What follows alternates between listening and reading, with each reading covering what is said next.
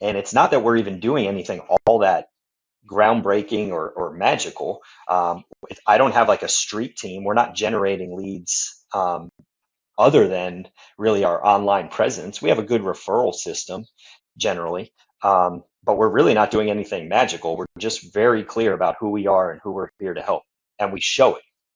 You're an inspiration to our entire organization. Welcome to the Gym Marketing Made Simple podcast.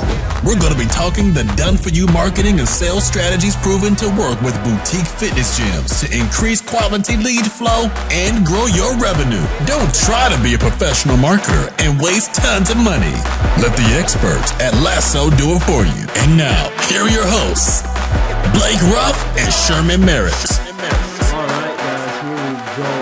Another episode of Gym Marketing Made Simple with Sherman and Blake. Today we have a special guest, our guy, Dave Rubin from Courage Fitness in Durham, North Carolina. Dave, thanks for hanging out with us, buddy. Yeah, excited to be here today. Yeah, good, man. So let's sort of just jump right into it, but I'm going to let Blake start us off. But let's just jump right into it. I don't think you need an introduction at this point. Been on a couple times. But yeah, let's jump right into it. Sounds good. Yeah, man. So I think, like we said on the last podcast, we're going to have some of our clients that have been super successful. And I think it's great to hear as a listener about, hey, what have they done well? And just for all you guys listening, Dave has a thriving gym. He did over $1 million last year in revenue, and is on pace to do that again this year. So I think, Dave, just tell us a little bit about I think your experience as a client, and then what you think has made you, successful when it comes to the paid marketing and the growth side of things. Okay, sure. Yeah, so we've been working as a client with Lasso a little bit over 2 years. I think we're at, 27, 28 months or something like that. And one of the big differences from before we started till now is obviously we generate a lot of paid traffic now. 30, 40 leads a month that we didn't have before because we weren't paying to generate leads. But the thing that's been the most impactful for us actually is the amount of organic leads that we get now 2.5 years later is also exponentially higher than before we started. And one of the things I talk about with other owners, even some of our clients, is the halo effect is absolutely real. My gym, we have a solid website. We have very good SEO. The company we work with, there's not a whole lot of gyms in our market, despite us being in a relatively, good sized city. And before we started, we used to get a nice lead flow, 20, 25, 30 leads a month organically through our website, Google searches and whatnot. We now get almost somewhere between 80 and 100 leads a month. And they're not all paid for. Again, we get a good stack of those that are paid for, but we probably generate now 50, 55 leads a month that are organic. But I also am not naive to think that they're just purely organic because of my efforts here on the ground in town. We're going to be 17 years old here in August. So it's not like all of a sudden in the last 2 years, the town is that much busier or we've gotten that much better at our organic outreach or referrals. It's really as a result of the magnification of the paid ads and the brand recognition and just showing up on people's timelines over and over and over. So for us, that's been one of the big just impacts that we've seen. And financially, when we started, a few years ago, we've been around a long time and we've been a high performing, revenue wise for a very long time. We were doing, $65,000, $70,000 a month before we even started doing this a couple years back. Now, you mentioned last year, we cracked the $1 million mark, which was about a $83,000 a month average. And even this year so far, we're in that range, 83, 85, some months even as high as 90. And none of that was happening, in a vacuum. And we couldn't have generated the organic leads the way we have without putting some money behind it, in order to make that happen. So that's been really one of my biggest takeaways anyway. As far as client experience goes. No, I like when you talk about that, because I think that's one of the biggest things we sort of talk to people about, the old halo effect, right? Like, so many people don't really understand it, but like, yes, we are going to, like, we're going to generate you leads. That's without a doubt. But you have people out there that are just wired a certain way. Some people, like me, I will never click on an ad. However, when I see that, I'm going to be like, that looks pretty cool. Then I'm going to go to your website and then figure it out from there. And I may buy your product, use your service, but I'm not going to click on that ad. But without that ad, you wouldn't have had me as a client. And that's what we try to tell folks. Hey, don't get so caught up in this and that. They came from here. I noticed this. No, that's why one of the reasons when you sign up with us, we like to look at, okay, what were the 6 months previous revenue and clients you were getting? Okay, that now it has, doubled. Okay, that's because of ads, right? Don't get caught up the minutia of trying to just drive yourself nuts. Yep. The marketing is never, it's rarely a straight line. I shouldn't say never, right? But it's very rarely a straight line. Someone saw an ad, they clicked it, they came in and called, and they signed up. That very rarely happens. Typically, it's they saw the ad, they saw the ad, they saw the ad, they saw the ad, they saw an organic post. A friend of theirs mentioned it at a party. They drove by, they saw a sign, they saw something got shared on social media about an event. And when they come in and join, they may tell us, when we ask like how they heard about us, they may say then, oh, I Googled you. The reality is something prompted them to Google in that moment. And it wasn't just that they, had a hard time, buttoning their pants that morning. That might be the trigger, but something made them trigger to click on us as a business. And, Blake asked too, like, what's some of the things that we have done just as a business to really try to rise and get better? And in tandem with, doing paid campaigns, we've really put a lot of work over the last several years, and even more so in recent months, on very much clarifying our message, who we're here to help, how we actually go about helping them. We're a CrossFit affiliate. We don't really lean into that very much so day to day. We do at my place a lot of personal training, a lot of one-on-one service. Our barrier to entry is much higher than it was historically for us. It's higher than the typical CrossFit gym because we start everyone out with personal training one-on-one. And it goes beyond, it's not just a foundations class readiness. Personal training. We may start someone out with 3 or 4 months of personal training when they get started. So our barrier to entry is higher than it was for us historically. And so we need the lead flow, to sift through people who find that valuable. So we've really leaned in on, again, what's our message? Who are we trying to help? What's our methodology to help them? What does success look like for them? And we just have to find the right people in the market, who appreciate that. Yeah, I think one thing you said earlier too about the website, right? Like, I don't think, well, you know this, but I don't think that gym owners realize how important their website is, how clear it is, and then the streamline effect of your website. Like, you as a client, but also like, transparent as you, one of the coaches with Lasso and mentors, is we see all the time, like they're getting 60 leads from Facebook, and we go look at their website and it was like 4. Or like the most 10, right? Like, we're like, that's 2. And we all know, like you were talking about earlier, the halo effect.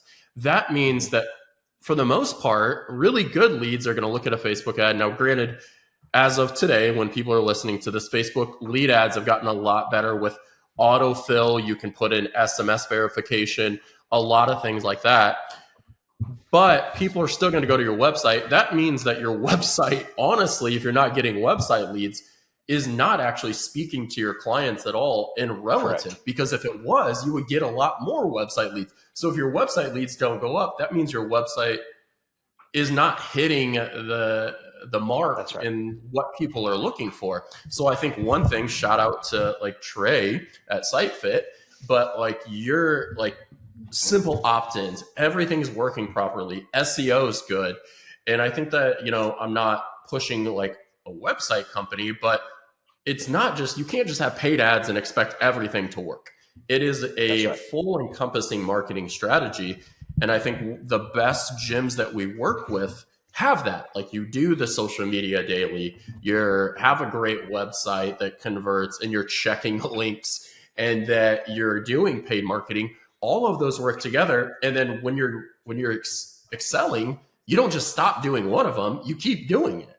And I think Yeah. that's a big thing that we see is like, oh, well, I'm doing paid marketing, I'm gonna stop. Then we look and they have it posted in like 14 days. So I think one avenue I'd like to talk about is like, you've been around for like 17 for a long time. Talk a little bit about like how paid ads has led how you get people in the door and then sell them on the higher price packages. Because I think a lot of misconception that gym owners have is that like, oh, I just got to sell group classes and I can only get people in for this. Like it doesn't really, a lot of times it doesn't, as long as they come in saying, I have this problem, you direct them. Tell a little bit more about that process. Sure. Cause I think that's really helpful with gym owners here. Like, yeah, I never can Yeah. imagine selling $400 to $800 packages. Yep. For us, we recognize at the end of the day, or really at the start of the chain, the top of the funnel, all we're really looking for is somebody who expressed interest possibly in what we have to offer. And we look at it as they clicked the ad, or they went to the website and filled out a form on the website, or filled out a rates request on the website, because not really because they want to know the rates or they want to jump on a phone call. They did it because they have a problem basically that they want to solve. So we basically just take that approach of, they didn't reach out to us because they're looking for a gym. Even I've had this conversation with clients, like, oh, why are people coming to you? And they'll say, oh, they're looking for a new gym. They just moved to town. And I'm like, yeah, but the reason goes deeper than that.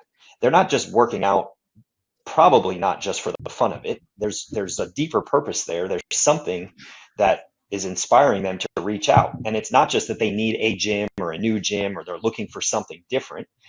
It's they have something they want to accomplish or a problem they want to solve. So we start with that. And because we have a bit higher barrier on the front end, we also recognize that we just have to do a really deep dive fact finding on what is it that they reached out to us for. And we're going to do our best to just match up and say, look, this is how we approach helping you. This is our system. This is the approach we take to help you reach your goals. This is what it's going to cost. And hopefully it works for them. But we also recognize that not everybody is going to see that level of value for whatever reason. And that just means we may even need a higher volume of leads than if we were operating differently. We say all the time, if we were a straight to class model, we'd probably sign up twice as many people on a monthly basis than we do right now. But we're not a straight to class model. That doesn't work for us. So we just have to take the good with the bad. We sometimes, I know we hear clients talk about good leads versus bad leads. At the end of the day, to me, there's no such thing as a bad lead. It's really could just come down to their needs don't match up with our solution. But that doesn't make them a bad lead. If they said they were interested potentially in what we have to offer, then a lead is a lead. We just have to do the fact finding with them, through our process, through our lead nurture process, to figure out what actually is the solution to what their problem is or what their need is. Right, like a bad lead would be saying they're looking for lawn mowing services, and you're a gym. Exactly. Right. Like Right. A bad lead is that. Yep. Yeah. And we have some of it. I have a problem. I have a problem, and sometimes, and unfortunately, the fitness industry is 50, 60 years old. Unfortunately, the market isn't really trained when they reach out looking for information to say, I have a problem, can you help me solve it? They're trained to say, what does it cost, or what's your class schedule, or something like that. Those aren't really the answers, the questions that they need answered.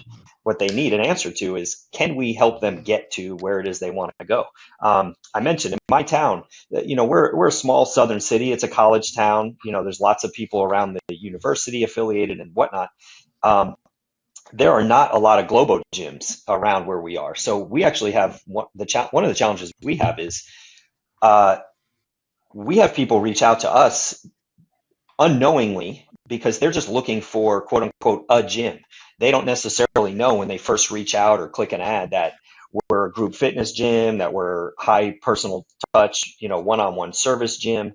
So we do get a lot of leads that if we were cynical about it, we could say, oh, these are bad leads, because they'll call and they're literally looking for a Planet Fitness style gym. And they just don't know when they first reach out to us that that's not what we are. And we may establish that in the first point of contact with them.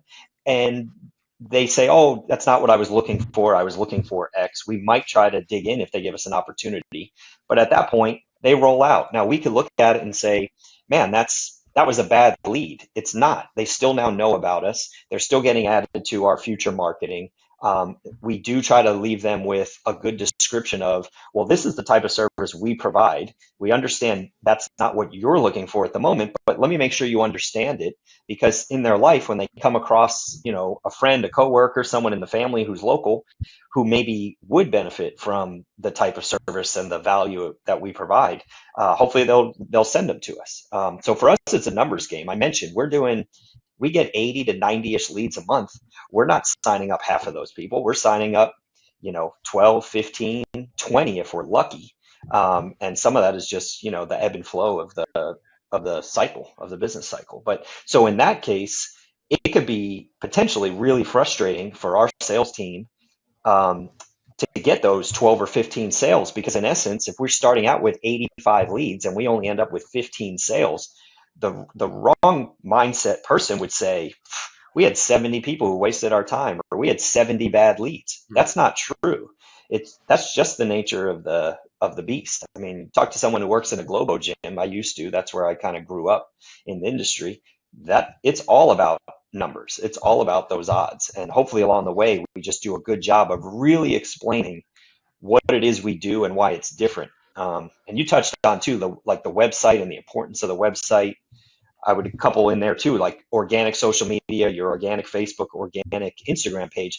All three of those things, maybe even at a fourth, even your Google business listing as a fourth. All of those things will either reinforce to a potential lead, whether they click a Facebook ad, an Instagram ad, or they just search you generically. All of those other sources are going to either reinforce that you are the place that can potentially help them, or it's going to reinforce that they are not going to fit in there and they're going to exit the process. So I know, like, even with my Lasso clients, we spend a lot of time auditing their Instagram page, their Facebook page, their website, to see, is it telling the story that you want to actually be telling? Is it going to attract the people that you're telling our marketing team that you want to attract, right? Like, we'll have clients who say, oh, I want more, 30 to 50-year-olds, moms and dads, young professionals who just, they want to exercise for health. They're not trying to be competitive. They're not trying to go to this competition, that competition. They just want to be healthier as they get older. And then you look at their website or their Instagram page, and it's images or videos that are completely contrary to that message. So that's one of the things, like, that at my gym we've worked really hard on over the last several years, is to make sure everything is consistent. And we catch ourselves every now and then. I'll get a message from someone on my team and they'll say, hey, check out that post. We use a virtual assistant for our social media. And they'll say, hey, check out that post. It's a little bit off. It's not saying what we thought it was trying to say, and we'll go in and clean it up.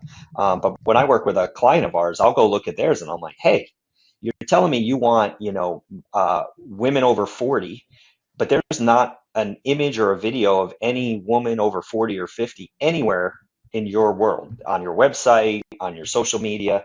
So your ads are going to target those women. When they click the ad, they're going to go do their research. They're going to Google you. They're going to find your website. They're going to click, if they see an Instagram ad, they're going to click your, your profile pic. They're going to end up on your organic page. And when they go to that page, if the images there and the visuals there don't reinforce the ad that they clicked on, which inspired them to say, ooh, that might be for me, they're now a lead.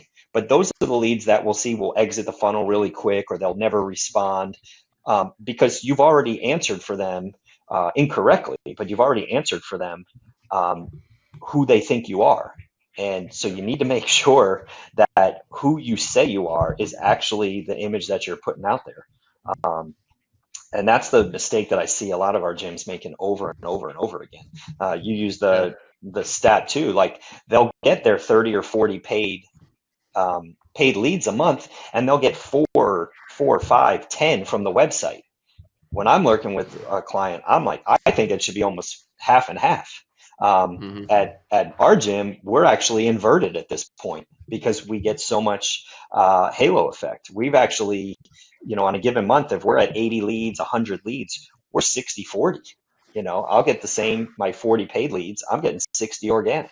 Um, and it's not that we're even doing anything all that groundbreaking or magical. I don't have like a street team. We're not generating leads other than really our online presence. We have a good referral system generally, but we're really not doing anything magical. We're just very clear about who we are and who we're here to help, and we show it. Yeah. I think one thing you said there, and we've been doing this, and we use this for a Pinnacle Group, is like you said, the story brand earlier of like differentiating who you are, but then also testing that language. Like, your gym is for more about like freedom to do things outside, right? Like freedom, like physical freedom for every stage of life, like as they get older. But when people want to market to like the 40 to 60 years old, in kind of that, and they go to their website and they see 20-year-olds doing muscle ups and overhead squats and all that, like nobody's going to opt in because they're going to be like, I did my research, nobody looks like me. So one thing I think that differentiates us, that like people that are listening, we can test different things. Like if you're at a good scale with your gym, right? Like if you're a really good gym and you have the funds to be like, hey, I want to see what messaging resonates, then you take that messaging and then you add it to your website, to your social media. And That's then, right. like you said, right? Like, I think one thing you said there, and I don't want people to miss, is that like, then you only talk about that. Like, you don't post out stuff that doesn't make sense to what That's is right. relative to what your gym does. Because if you start posting about we're competitive and we're going to competitions, that is outside of like aging the people to like enjoy whatever freedom it is, like insert their own freedom. And I think that's, pickleball, golf, playing with kids, Yep. whatever that is, right? But if you talk outside of that, then you're missing the mark. You have to stay on the mark. Like I say to our clients, in our Pinnacle Group, which is for $30,000 owners and above, you can only talk about these 3 to 5 things all the time. If it doesn't fit this umbrella, it doesn't go on your social media. And that way, and people are like, well, that's kind of like, I feel like I'm saying the same thing all the time. Yes, because you have to repeat it over and over, because it's not like people are looking at your organic media every single day, right? So you have to say it all the time. And it takes sometimes, now it used to be 8 to 15. It's actually gone up to like 13 to 21 times before somebody's going to make a buying decision. So somebody might opt in and then they need to see 13 more posts, and they're not going to see it every single day for the next 2 weeks. It may take 3 months, right? Yep. But if you're missing the mark and you're confusing on one of those messaging, they're like, well, that's not what I thought I was getting. And then they're going to opt out, right? So I think that's a big thing you said there, was just making sure that you're organic and everything is cohesive. And because if your messaging on your ads say something different than your website or whatever, or that it just clear calls to action, making sure everything's the same. I think one thing you said when we were on a call the other day, and I loved it because that you guys track manually. And people in an age of like AI and automations and everybody wants everything going everywhere. And you know this and I know this, no data is always perfect. No system is ever perfect. That's right. But everybody wants everything to work perfect. And we do it at Lasso, like write down, like we just signed somebody up. I manually type in our notes, who signed up, where they're going, and all of that stuff, and who we've lost. I talk a little bit about, and I think it's so crucial, and I've heard it from other companies, like there is something so pivotal about manually entering data so you know it rather than automations. Yeah. For us, we work with one of the big,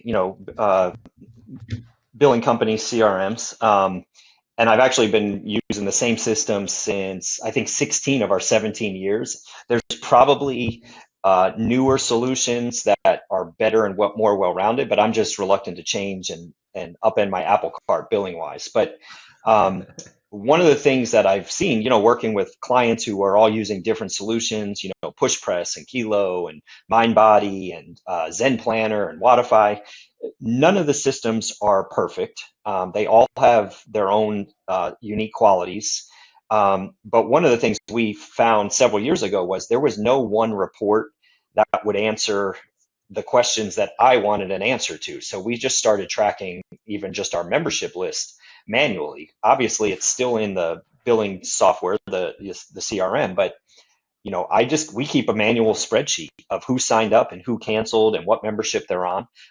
We don't rely on that sheet for tons and tons of data, but I do use it for an accurate count of exactly how many people I have in the building, at any given moment. I could pull the sheet up right now, and within a day or two of the sheet being updated, I have a very accurate number of who's on our roster, what do they pay, what memberships do they have, how long they've been with us, all that pertinent data. So, and as far as even using, other technology and even AI, we use automated workflows, for our lead nurture.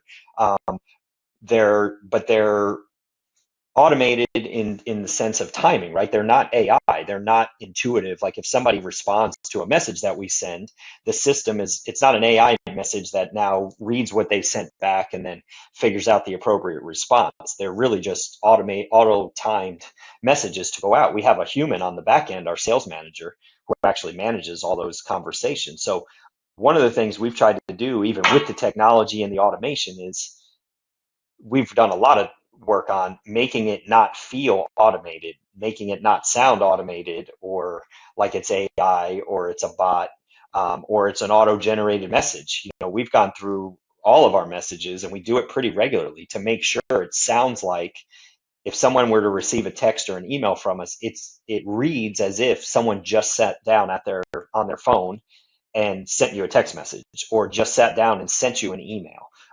We try to make them as personal as we can, knowing that we're sending it in advance, so we can't necessarily reference, current events or something like that. But I think the technology is good to leverage, but you can't over rely on it. This is still, at the end of the day, a people business, a personal, very personal business. I think fitness in particular, and even this style of fitness, kind of the boutique gym, a CrossFit style, a functional fitness gym, it doesn't get more intimate, really. We're one of the few businesses, in the world that sells something and then has to see our customer every single day in order for them to reap the benefits of it, right? We're not just serving them a meal and they go on their way, or cutting their hair and hopefully they come back the next time. Like, they buy, and now we have to actually service them typically over the next 30 days because that's what they've paid for. And that makes some unique challenges, in that regard. And I think rightfully so, a lot of us and a lot of gyms are trying to figure out how could we leverage tech, how could we leverage AI. But at the end of the day, all we can really do is leverage it. It's not going to replace the human contact. It's just not. It could help make the coach's job easier when it comes to planning or programming or scheduling, and maybe even make some communication easier because it could give you prompts when to check in with a client and things like that. But if you rely on it solely, you're gonna lose the soul of what we do, and the soul of what we do is personal. It's coach to client, client to coach, coach to coach, team member to team member, Yeah. client to client, and that cannot be automated. It just can't. Yeah, no, for sure. So tell me this, Dave, we're going to get ready to wrap it up, but like, what advice would you give gym owners who are thinking about doing paid marketing, right? That's the last thing I want you to do. Like, what advice would you give them? So honestly, the easiest and most straightforward answer is, and I guess this is not quite blanket because it wouldn't necessarily apply to, maybe folks who haven't hit a certain level of baseline operations, but generally speaking, if you've been operating for a good while, if you've kind of grown to the extent that you can grow organically, and you kind of feel like you're up, you're down, you're up, you're down, 2 steps forward, 1 step back, then in terms of paid marketing, I think you just have to do it. To me, I use like the fishing analogy of, having poles in the water. If you're on a fishing boat, the more poles you have in the water, in the different areas, the more successful you're going to be. But a good paid campaign drives all of the other polls. And I talked about that at the beginning is, we historically had great overall lead flow. It wasn't enough to really sustain and grow our business. And when I first started running paid ads, it gave us the boost that we wanted. But now, 2.5 years later, the boost came not just from the dollars I was spending on the paid ads, but the paid ads boosted everything else. Our website traffic, our social media traffic, the opt-ins we get from all those things. So really my advice is you just have to do it. And as you do it, you have to be open-minded and patient and recognize that the result of the paid marketing is not going to be linear. It is not going to be, I spent $500 on ads this month and I'm just making up these numbers, and I got 25 leads and 3 of them joined. And that's my return. The way to really look at it is I spent $500 on ads this month. I got all of these leads in total, not just my paid leads, but I got paid leads, I got organic leads, I got website leads, I got referrals. We ran an event and people came, brought a friend to it. We ran a bring a friend week. We ran a We Want You Back campaign for old members. All of those things go into the same bucket. And so my advice in general, but even to my clients, is don't try to overanalyze exactly the straight line of where someone came in at the top of the funnel and where they joined, because at the end of it, it's all in the same bucket. And you have to really just trust that this is an element for really any business that wants to actually be a business and not a hobby. Is we have to spend money on marketing. And you have to just recognize and trust that if you do it the right way, which I believe we do, and I think my gym is even proof of it over the last 2.5 years, is just trust in the process. Look at what it does to your revenue overall. Don't obsess over exactly where a sale came from. Just know that your overall process is dialed in. You have all the poles in the water. They're all, they all have bait on them. They're all being used correctly. You're optimizing all of them. And then the last I would say, again, just as far as the paid campaign is, you have to make sure that all of your organic channels are emphasizing and basically reinforcing the message in your paid campaigns. You can't have a paid campaign for this and then your day-to-day is this, and there's a big disconnect. It's not going to then work for you. So that would be, I guess, my last bit is you have to do it, but do it the right way and make sure your overall message is as clear as it could possibly be. Gotcha. Good. No, that's good. Guys, we're going to end it there. I think we've given you guys enough info. Again, we had Dave. Thanks for hanging out with us. Because I believe a lot of gym owners need to really have access to guys and girls that absolutely crush it, which you absolutely do, So thanks for hanging out with us. Yep. And guys, always, as usual, tell a friend to tune in. And we will chat with you guys next week. All right. Yeah. Thank you for listening to the Gym Marketing Made Simple podcast with Blake Ruff and Sherman Merricks. We hope you enjoyed.